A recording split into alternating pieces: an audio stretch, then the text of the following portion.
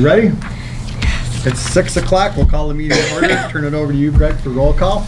All right, Chairman Canfield. Here. Beecham. Here. Coldwater. Here. Chauvin. Here. Spicer. Here. All right, we have a quorum. All right, that brings us to item 2, approval of the agenda. I have a few items to add. No, really. I have one, an item F under action items. Asphalt for the Energy Center parking lot.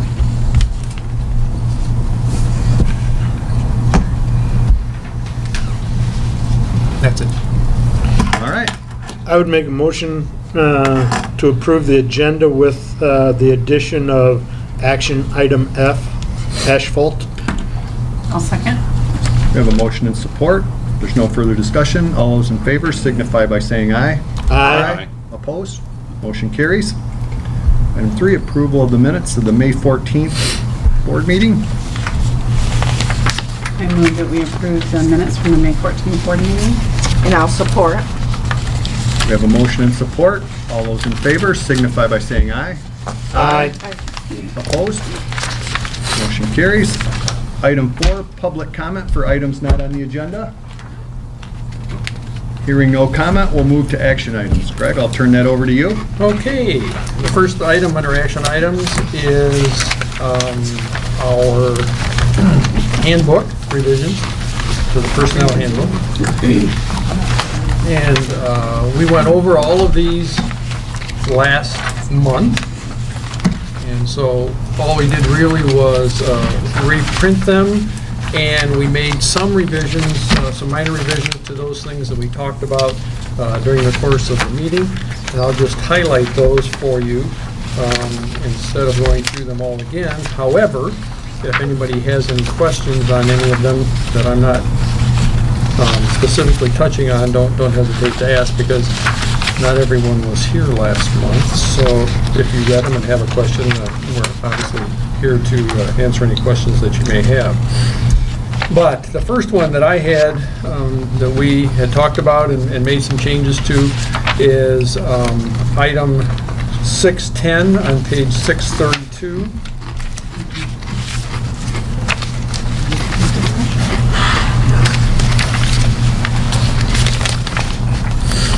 And somehow my packet got messed up, so I can't find 632. Okay, but it's with respect to the tuition costs. We talked about at the meeting what we might have in there for the tuition costs. We had a number in there before. It was our hope to be able to take the number out so that we didn't have to update the manual every year. The number that had been in there before was around $3,800. So what you have in your revision is that on item 7, only tuition costs reimbursable at an amount not to exceed the total cost of 9 credit hours at the current year's annual tuition rate, based on the lower division residential tuition rate for Grand Valley State University. And so that took the number out. And that amount now is about $4,032. So in the 5 years since we last updated this, it's only gone up a couple $1,000. A couple $100. I'm sorry. A couple $100,000? Yeah, a couple $100,000. So anyway, sorry. Yes, go ahead.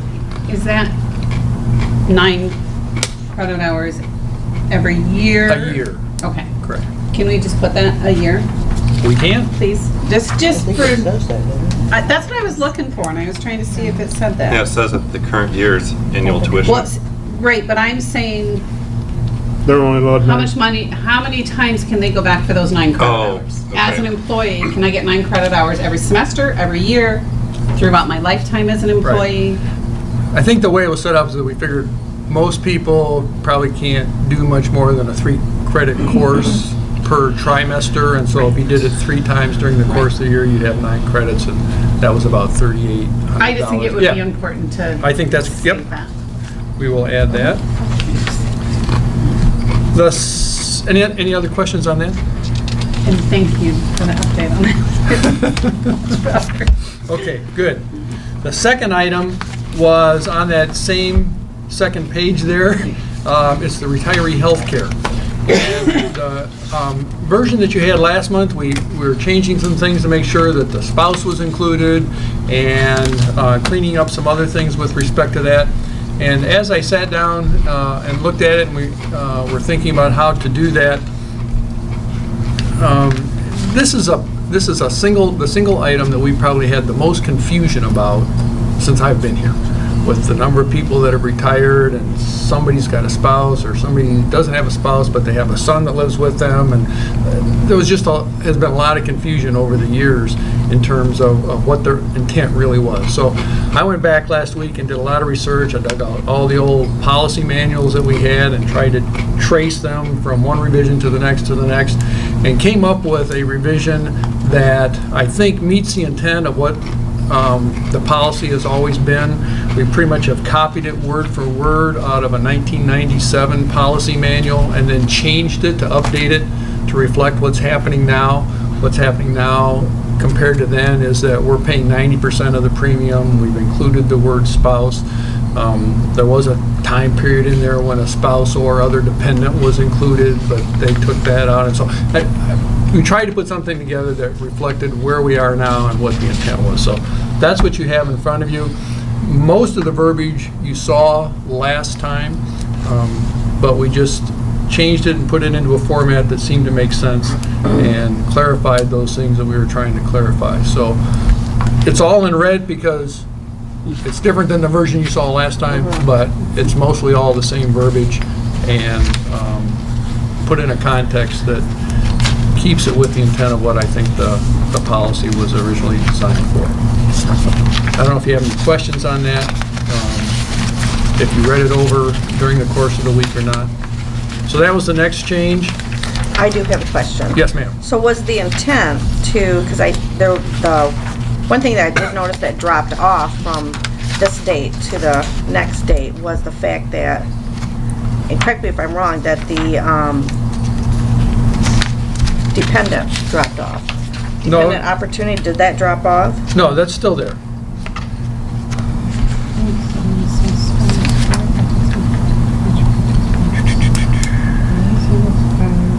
The retiree may cover additional eligible dependents. Right, this is hired before and then hires after. It's still the same.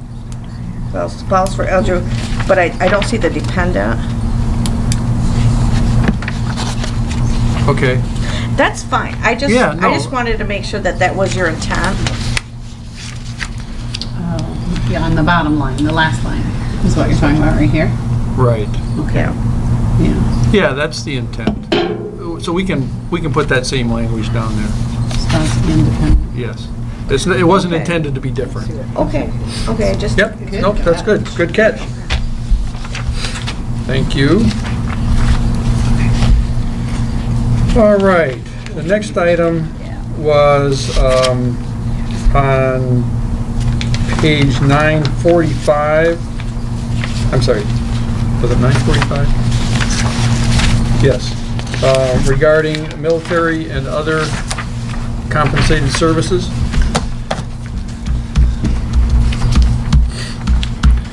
And that's again pretty much the language that we had before. What we did is we added in the 1, 2, 3, 4 in the 6th bullet a date as a cutoff date, and the date is today. Where you at? On page 945. Okay. Thank you.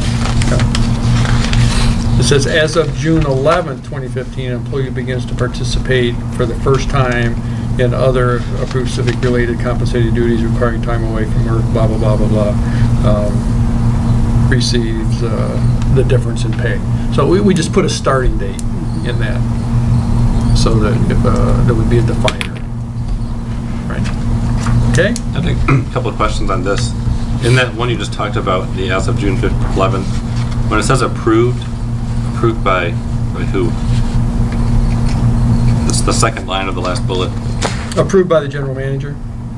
Do we need to spell that out, or We can put that in there. I just wanted to make sure that Yep. it mean approved by the volunteer organization or approved by a department head, or just to remove ambiguity. Yeah, that's good. Then the other one right above that, Mhm. it says not to exceed 2 weeks and 10 working days. right? I'm assuming that means 10 weeks, parenthesis, or 10 working. Is that defining the 10 weeks? Or the 2 weeks? Because I first read that as 2 weeks and 10 days, and then I went back and was like, wait a minute, that doesn't sound right.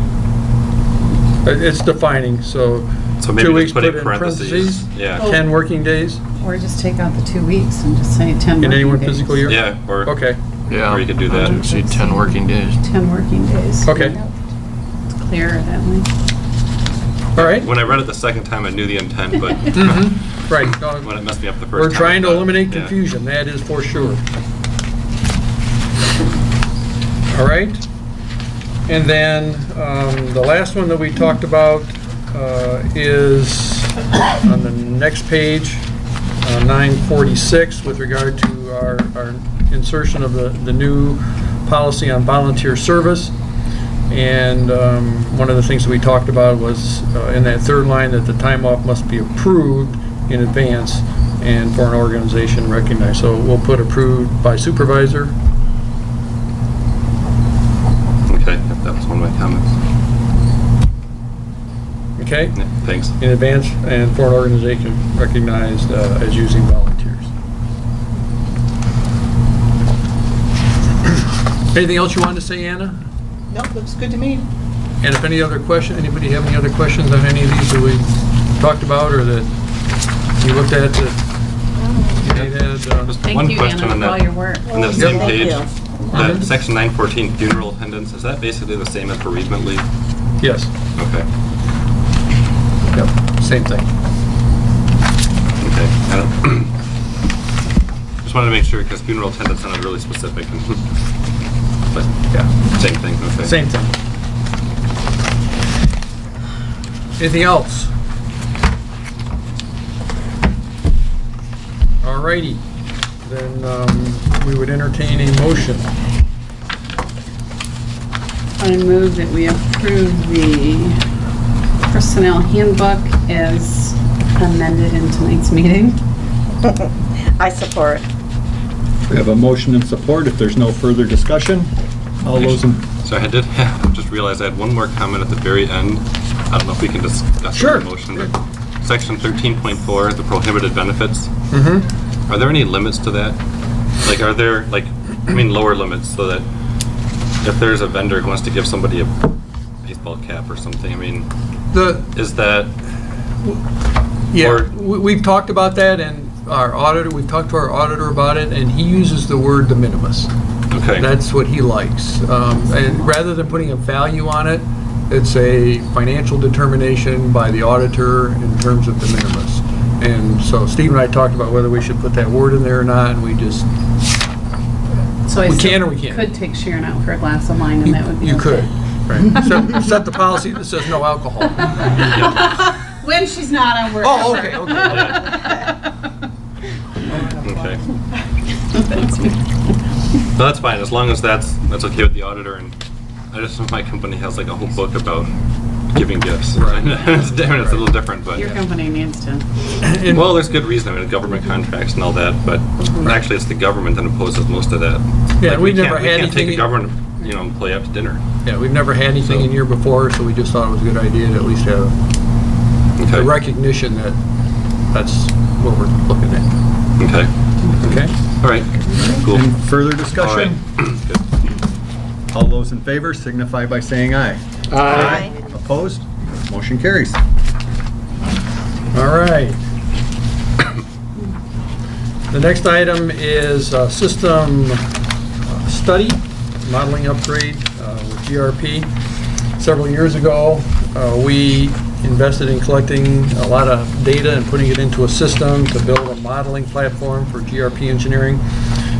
We've used that a number of times over the years to model what our system would look like if we made a certain change here or there.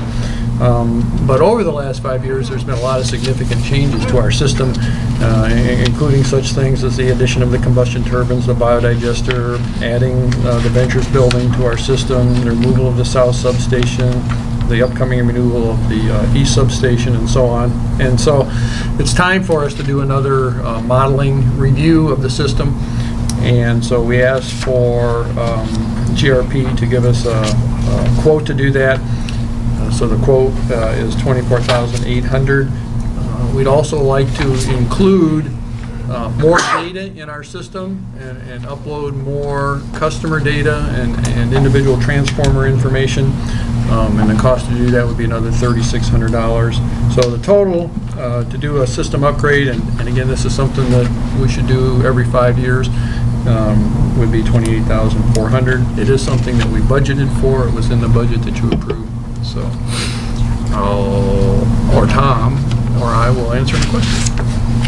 I'm trying to remember, I thought we had talked about this last month or the month before. I apologize, I can't remember offhand when, but how does this fit then with like the data that we'll collect from the smart meters and all of the other talk we had at a couple of meetings ago about how we're getting to know our system and how we're reading all the information?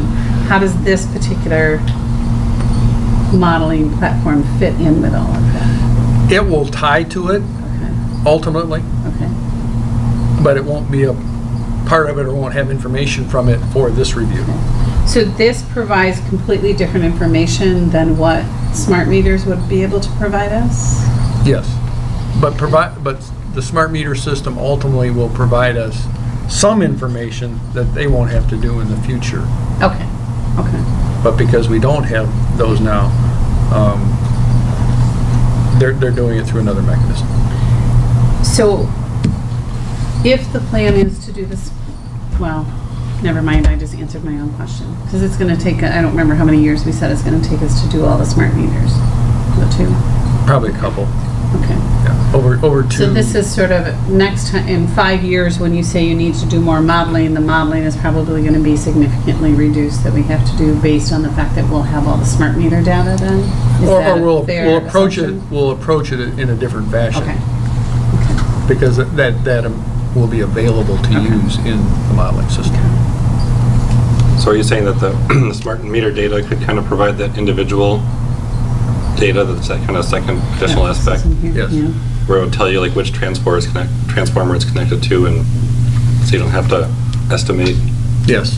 We'll have exact data from each one of those collection points, as opposed to just putting an address and a transformer in ourselves manually into the system. Okay. Yeah, because I saw that in here they were talking about how they would have to estimate just by saying that we'll just take an address and map it to the nearest transformer, even if it's not necessarily connected there. Right. And I don't know if that was I don't know how many transformers or how dense they are, because they mentioned areas where they're densely spaced could cause less accuracy and... Right. Generally speaking, in a residential area, we have one transformer for every, what, Tom, 5 to 7 residences, something like that? Yes. Oh, so we got a ton of them. Yeah. Okay. A bunch. This transformer is the Can on the little pole. thing that's on the top, right? Okay. Right. Just want to make sure I'm visualizing the right piece. So would we get good information with that individualized, whatever they call that, the individual part of the model, where if we're just kind of guessing by location, is that still going to be useful? It's better than no information. Okay. So it's worth the $3,500 to $3,600 to get that information into the system to augment what we get from the modeling, as opposed to leaving it out. Okay. Not perfect, but better. Mhm. Right, for 10%. But there's probably no more, one- it'd be a lot helpful. But there's probably not a whole lot of homes that are connected to like faraway transformers. No. So it'd be a good approximation. I guess I just want to make sure it's worth the money kind of Yes. thing. And I figured it would be, because I got to believe that having that data is a lot better than nothing. Exactly. Yep.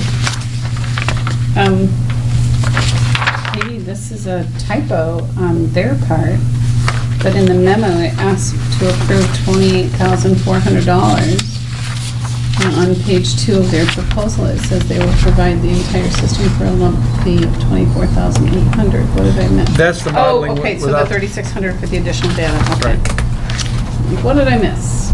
Okay. Yeah. Okay. just didn't find the next page.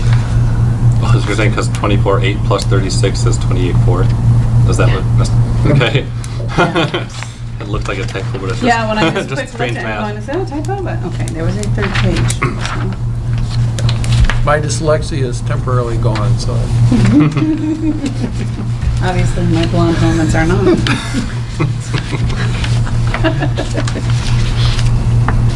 Another question I had on this is they mentioned in the second paragraph about they'll perform a load flow analysis under normal and first contingency conditions.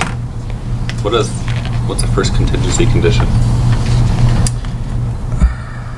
I don't have the exact answer to that, but based on my understanding, it's when you have like an outage.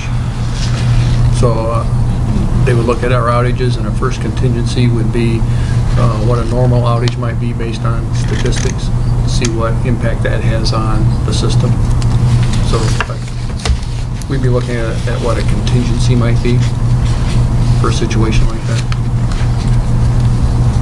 Okay, so what would be like a second contingency? I mean, I guess I just couldn't figure out what that meant, and if that was just a typical analysis, or I kind of first read that as they'd only model like single failures, but not what if you had an outage plus something else happened, you know, then they don't model that, or but I guess I don't really know what this contingency means. This is going to tell us what, especially with the smart metering and with the SCADA system, they'll be able to tell us, because the load's different during different times of the year.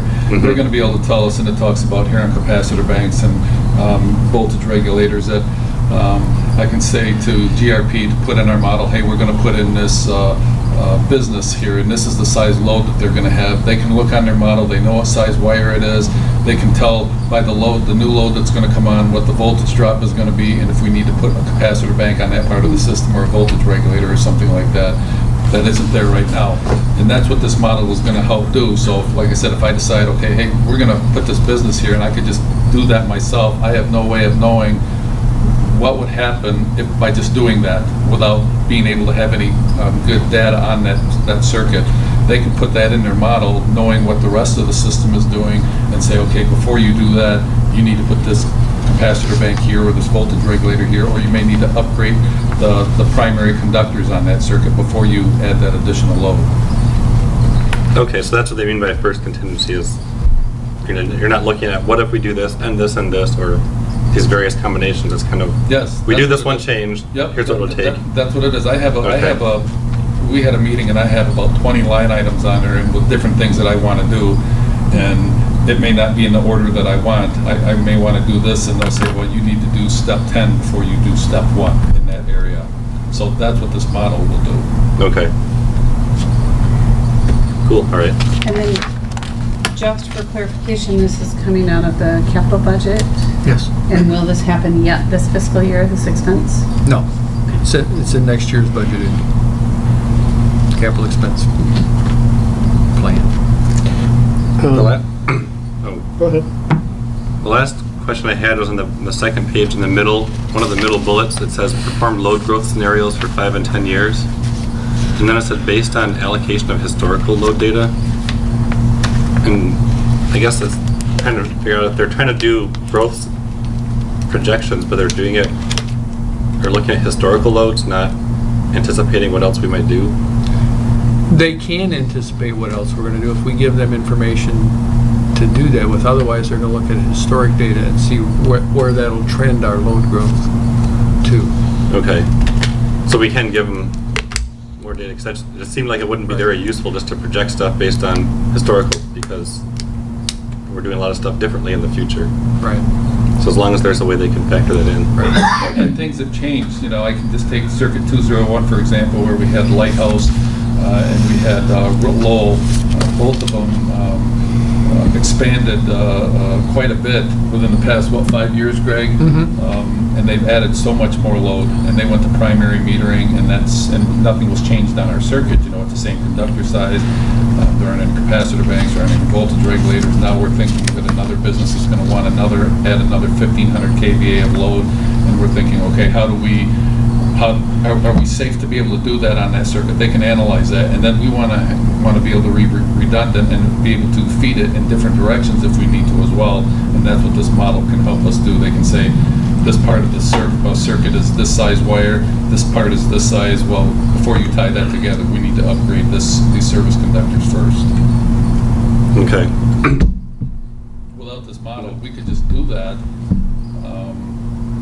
and it may fall apart then. That's why they have the software that can analyze all of this for us. Well, I don't doubt the value of the model. I'm more just looking at the scope of what they're providing. And just there's that one comment I was wondering, why are you providing growth predictions or projections based on historical when you just talked about how we made all these changes in the last couple of years that historical data is not going to be as useful. But if we can, like you said, if you can feed in the stuff we're planning on doing for that 5 and 10 year projections, then okay. I just wanted to make sure because it just said based on historical load, and I was like, well, yeah, and the historical load is what we have now compared to what we have now. Oh, that's what you mean. Okay, so just saying that historical is sort of the baseline. Yes. Okay. Yep. Thanks for that. Mm-hmm. So I have more of a one question, more of a statement.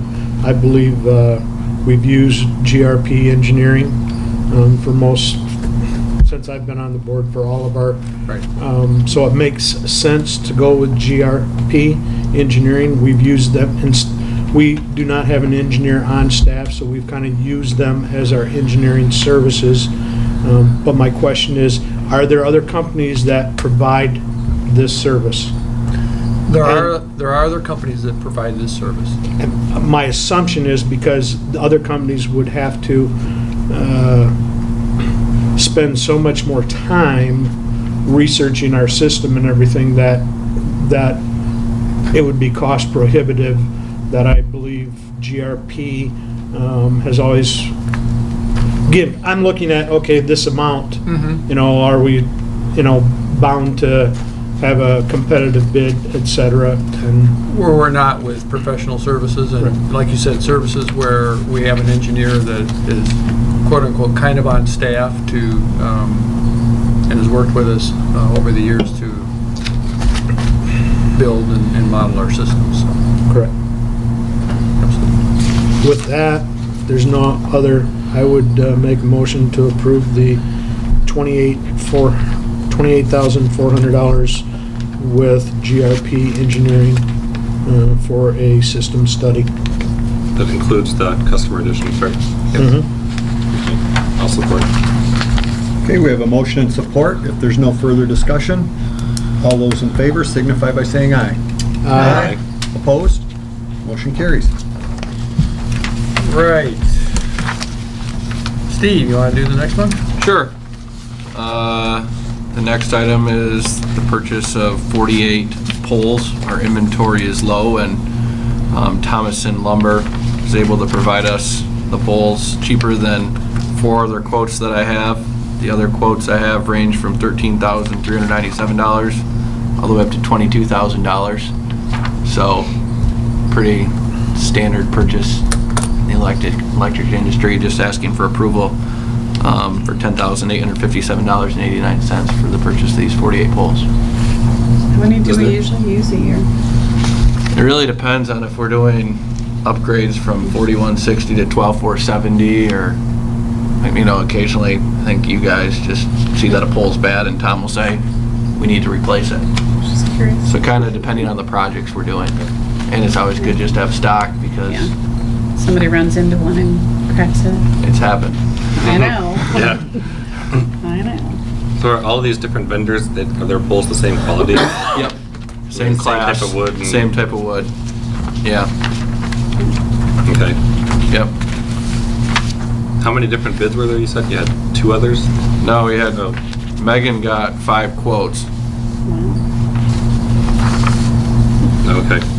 The memo said 2 others. Yeah, there was 2 more that she received after we even purchased the poles. Okay.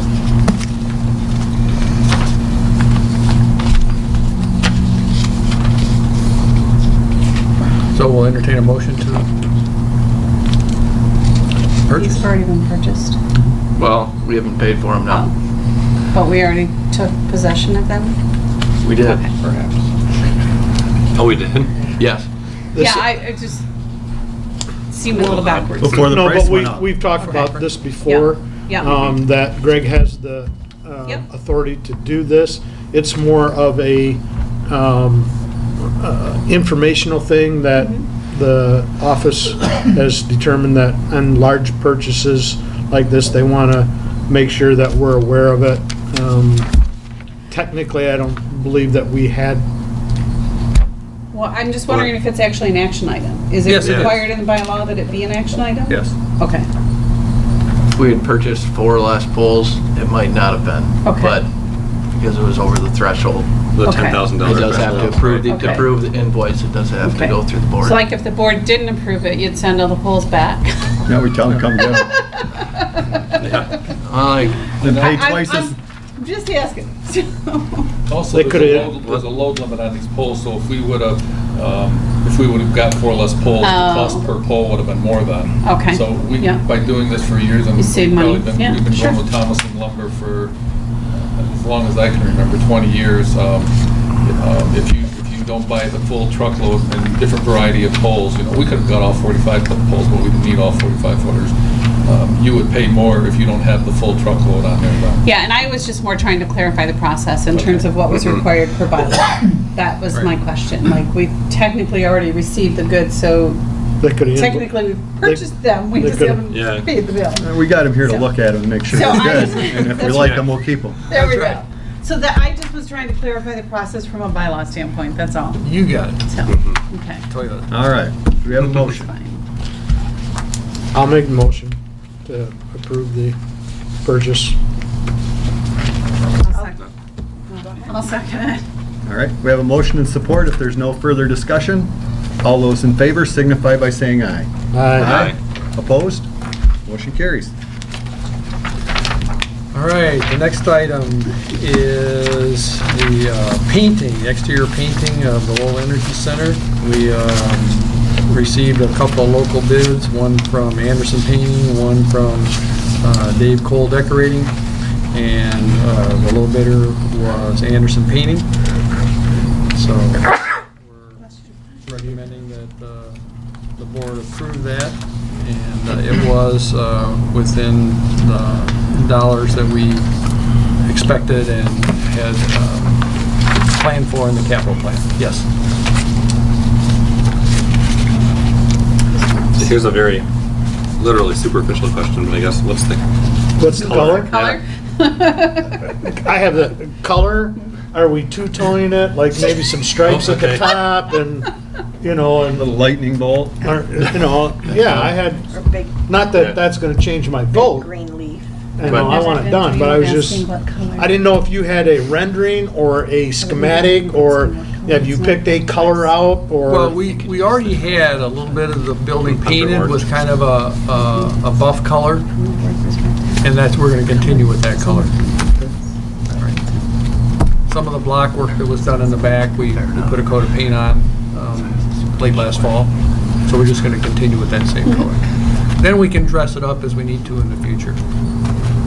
Put little trees on it. Stupid question, because I'm trying to visualize. Is there, like, when you drive past, because the biodigester sort of sits way back, and the energy center sits way back from the road. Right. Is there on either side, like a sign? I'm trying to think if there's a sign there that identifies it. Not yet.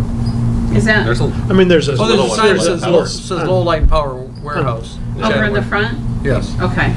And what's because you see the side of the building from Amity, that back end. Right. Kind So of. there's nothing on there. I mean, you, No, it's, I was just trying to remember when I drove by, I'm thinking, I don't even know what the outside of the building looks like, so. but you have to know that, that the building Right. is connected. Right, with pure form, Right, Yeah. and so it's, yeah, Most of what you see is performs, and we're in the back. okay, and they've been doing work on their building also. yeah. So it's nice that we tag along. I would make a motion to approve the contract with Anderson Painting for $24,500. I'll second it. Right, we have a motion and support. If there's no further discussion, all those in favor signify by saying aye. Aye. Opposed? Motion carries.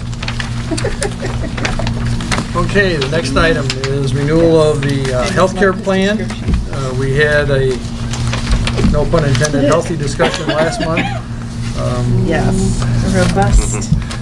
About the healthcare plan, and after going back to the employees, talking to them both, bargaining unit and non-bargaining unit, the vast majority indicated they preferred the health by choice,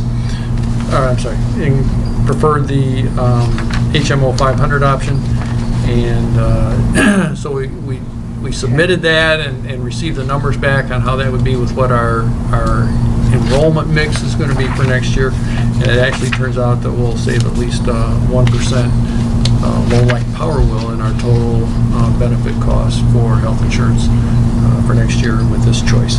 So. And the employees in the union are good with this. Yes.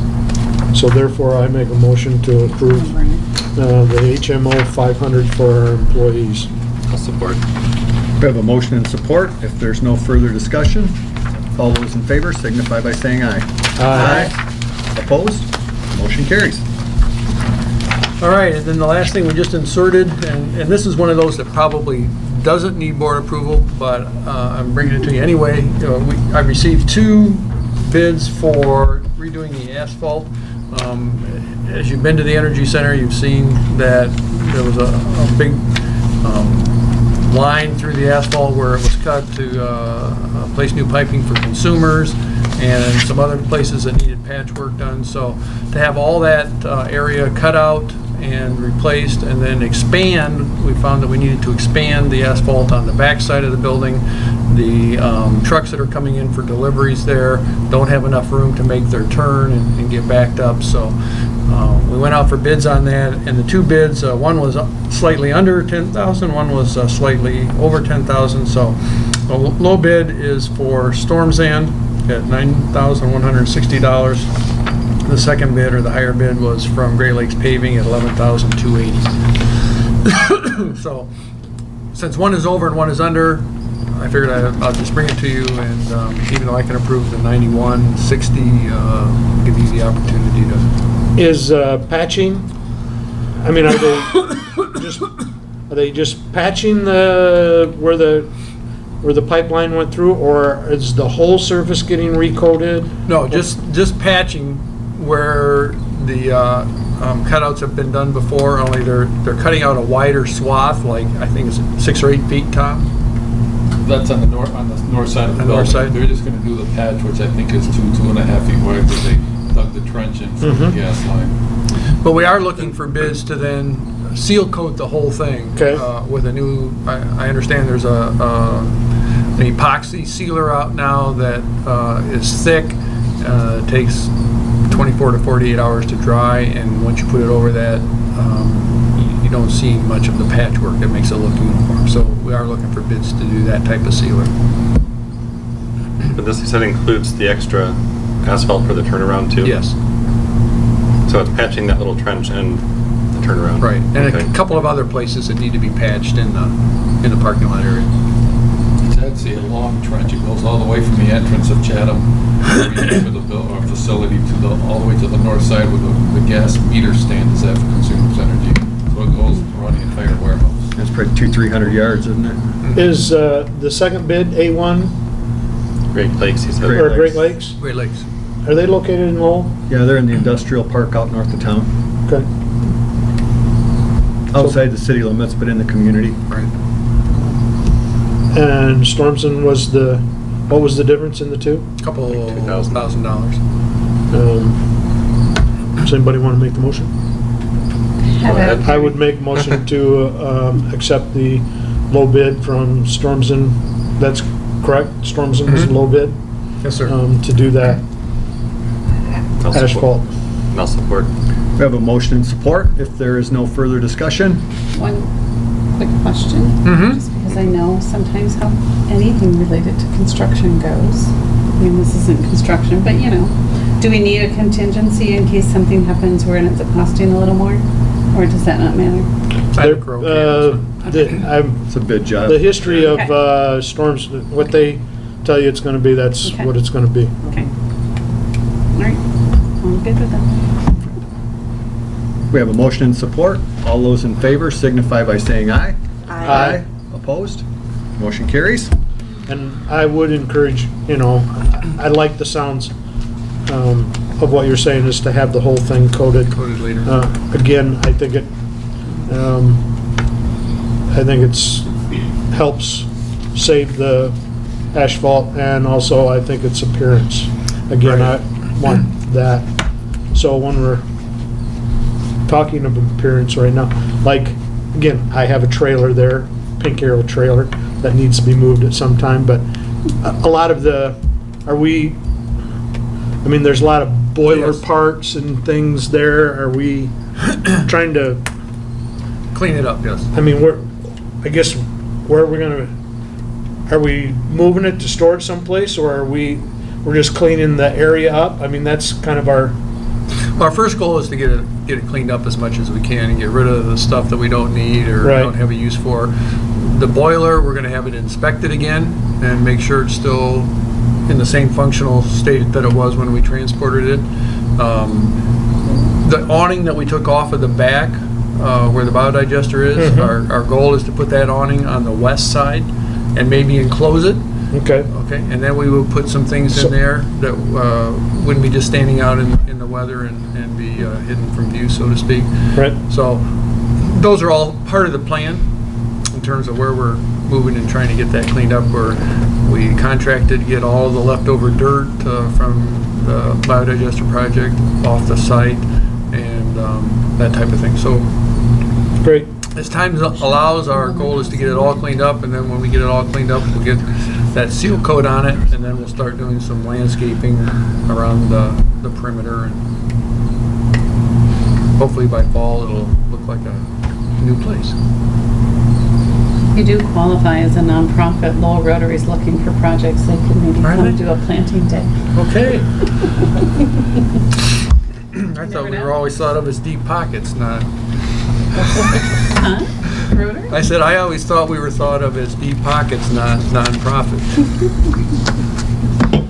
We are a community organization. That's true. Okay, moving on. The information items. You have the performance data next in your packet, I believe. Oh, did we What? do a vote for the asphalt? We had a motion on the table. Oh, somebody had a question, didn't they? Further discussion? Yes? We had a motion on the table. I don't know that we actually No, voted. No, we did motion You and did. Oh, support. okay, did? sorry. You did. Okay. No, he was, We voted. Aye. Okay. no, he was just asking, and I'm like, Okay, I thought we did too. I wrote it down. We could always vote twice, but no, I just, in case you changed your That's mind, woman's As long as prerogative. it's the same, right? We had if we voted thank you. twice. I appreciate that. All right. Okay, performance data. A good month for May. And total electric sales over $700,000, and that was up almost $100,000 from this current month, previous year. The current fiscal year-to-date data, we're up over the previous year by almost $250,000. So again, a long way from where we were in January, February, wondering where the year was going to end up. So things have fallen into place. Residential sales were up, both kilowatt hours and dollars. Commercial sales, kilowatt hours and dollars, all up over the same month previous year. So May was a good month. We look at the information from prior months. The total electric requirements for March was up over the previous year. The peak demand for the month of April was about the same as the previous year, and that's most of the information on that side of the page. We flip it over to the investments in cash, and we have finally gotten that back to the place that we need to be. We're over the 2 million mark again after our purchases with the biodigester and the combustion turbines, so that's great news. Steve's happy, we've got money in the bank again, and things are good. He has a smile on his face. He has a smile on his face now, so. In terms of delinquents, another good month in terms of collection of balances from the previous month. The balance of inactive accounts is up. However, it's similar to where we were last year at this month, at this time. As you know, a lot of people we can't shut off or try not to shut off during the winter, and so by the time April and May roll around, there's some arrears out there that we're collecting. So not uncommon for the month of May to have a high delinquent balance, but hopefully that'll come down. And the total aging analysis shows very similar to last year at 54,000. So those are the stats on the performance data. Moving on to the income statement. Again, as I indicated with the performance data, May was a great month, an excellent month, a super month. I don't know how else to describe it. We had real good revenues, over 700,000, and that was over budget for the month. We're now year-to-date within 1% of our budgeted revenue, which is great. I think we were less than 1% off budget last year at this point in time. So, Steve, great job. Through the trials that we had this year, we're back to what we would expect. We were, as we flip the page, we look at total purchase power expenses. That's one of the things that helps make it a great month. The temperatures and everything were fairly mild. We didn't have a huge purchase power bill for that month. We were under budget by almost $80,000. We're under budget in purchase power for the year by $250,000. So that contributes greatly to our position as we move into the end of the year. This is the 11th month in our 12-month fiscal cycle. We get over to page 4, and our operating expenses, I'm sorry, were under budget for the month by $125,000, which again is great when you can attribute that, or when you add that to the fact that we were over budget in revenue. We have a total operating income for the month of $198,000, which is a really, really good month. 3 times what we had budgeted. And year to date, we're again $278,000 over budget on operating income. That says a lot for how we've been able to manage things throughout the year and keep on top of expenses as well as finding the issues that we have with revenue. Then at the end, the net income, we had $161,000 net income for the month. Probably one of the highest months we've had, Steve, right? Yeah, I think it was the second or third highest since I've been here. Highest in the last 4 or 5 years. And $266,000 over budget year to date. So great news going into the last month of the fiscal year.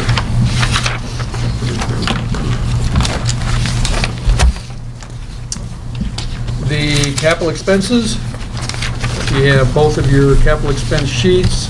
The one that shows the capital expenses by general ledger number,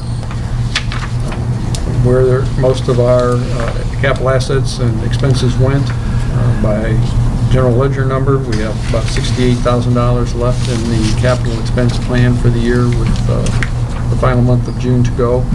And you go to the second page and look at the capital expenses by project. You see that most of the money that's left in our capital budget is in the biodigester. We still have a few bills that are coming in on the biodigester, and we got another bucket called tools, equipment, and other capital expenses, which has some money left in it as well. So that accounts for the 68,000 we have left, and we should be well within budget for year end. Do I understand, right, Steve? Yes, sir. We don't have any expectations of anything coming in that would change that. Outage summary, we had one outage in the month of May. All of our statistics are still looking good, better than last year at this time. And we had a transformer that went bad on Valley Vista. What was the reason for the outage? Why was that one 3 hours? It's just time consuming to change out the transformer and whoever else needs to be done with that, as opposed to just, you know, connecting some wires or putting in a new fuse or something like that. Was there anything else unusual about that? This happened, like Greg said, in Valley Vista, and it's right between lot lines, so there's fences back there, and it's not your normal transformer on a road where you can get to it with a bucket truck in an easy location. This is in a terrible location. So we're looking at that entire area, and our plans are to move all of that primary voltage with transformers onto the road, and then put secondary wires that go to people's homes on those poles instead, and then they can climb them and make it a lot faster. To replace a transformer in somebody's backyard is very difficult, especially when they have fences. You know, a house was just there, then years later they build a garage there, and you have to try to finagle a truck or something back into those lots. It's just terrible. In fact, that outage did generate a complaint, and so What, just for the duration, you mean, or? No, just for the fact that we had to go in the backyard and we bumped a tree and knocked a board off a fence or something as we were trying to maneuver the truck in there to get the transformer back up. And so obviously we were taking care of those things and filling in the ruts and planting some grass seed and stuff.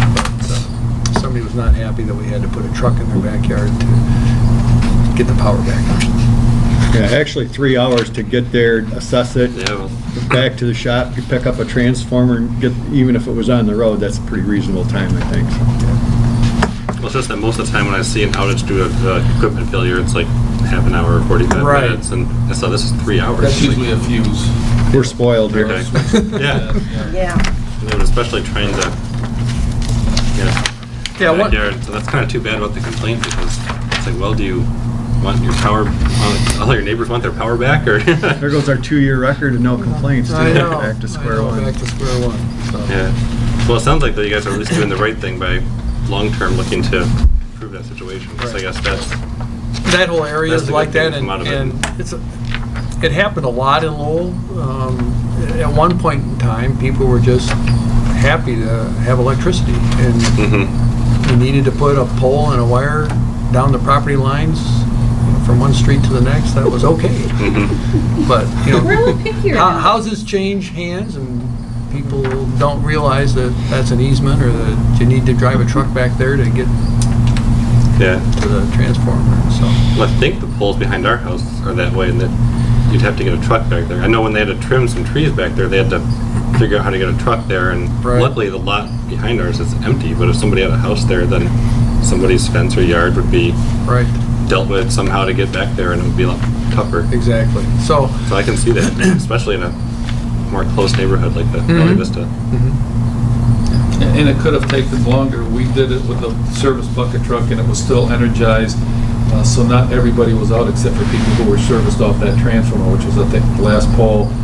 I guess what we could have done was just knock out the entire neighborhood, and it would have done the work de-energized. It would have taken a lot longer to do that. But then there would have been a lot more people without power. So we tried to minimize that as well. Yeah. Well, it's understandable. Like Greg was saying, I guess we're spoiled because, like I said, every time there's a mechanical failure, it's like, oh, less than an hour. That's typical. Right. So, I figured there must have been something for take 3 hours. If you look at our statistics, a toasted squirrel or something. On those 12-month outage statistics,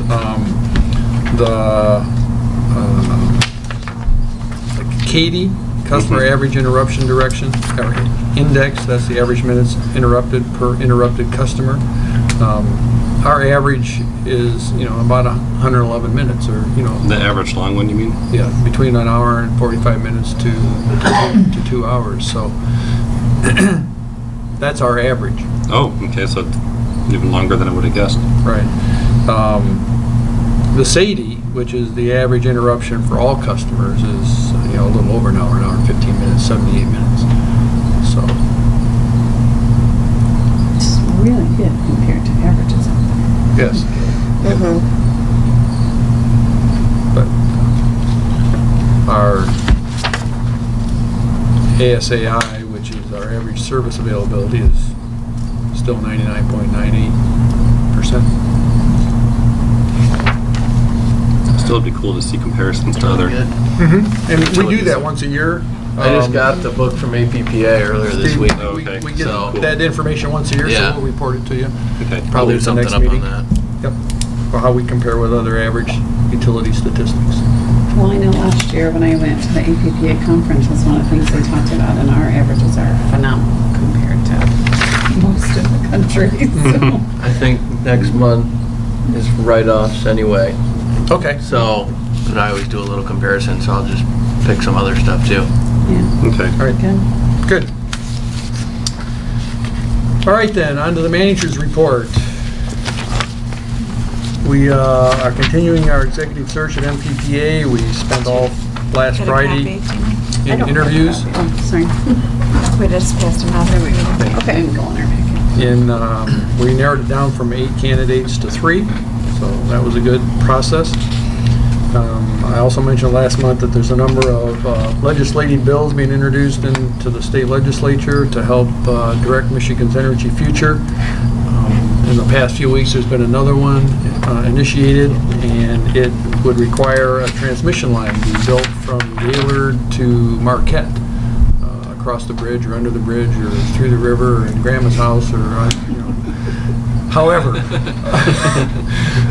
But the estimated cost for that is about $1 billion. And that $1 billion would be spread over all of the Michigan ratepayers, all Michigan customers. So I haven't calculated what that would mean to our customers individually, but generally speaking, we've had a lot of discussion about it at MPPA and MMEA, and we are not advocates of the bill. We really don't see how it's going to solve any problem. Potentially, yes, would be nice to have the Upper Peninsula connected to the Lower Peninsula, just like when they built the bridge. It's nice to have that connection. But it really doesn't solve any problem that we can see. I think that most of the legislators think that it will solve the problem of getting energy to the UP, but it won't, because we don't have more energy in the Lower Peninsula than we need that we would be able to send to the UP through this transmission line.